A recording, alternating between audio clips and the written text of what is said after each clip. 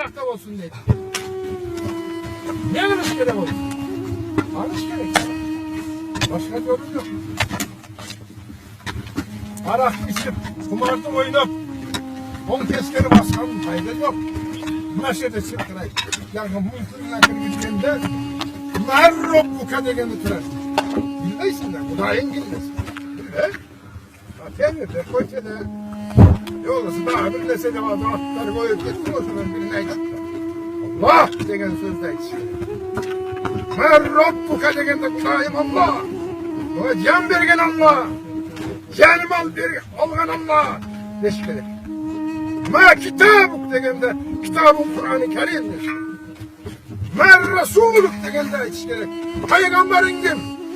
Degende Peygamberim Muhammed Mustafa sallallahu aleyhi ve sellem. Biz biliriz de, kaysi kitabı kendim bilmeyiz. Mumyeri bir, Zabur mu, Tavrat mı? Kaysi kitap bizi kendim bilmeyiz. Adır Sivat'ın kitaplarından sanık ol. Atın bilmeyiz. Yok, biz Müslümanların kitabı Kur'an-ı Kerim. Onun için tayar oluş gerek buna yer. O aracı oturan iskim yok. Buna yaşadığı o kadar tanış biliş yok. Makarukat yok. He mi, özünüzden ekene mi? İçine çaypa içip öyle mi? Hizmet bizden dese, tükete turan yemeler yok. Tanış yok. Yalnız kalan. O şaval da öyle işkene.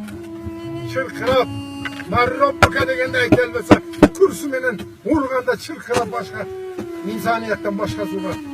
Hayvandan var. Cinden var, düşün azaptan var. O şun için,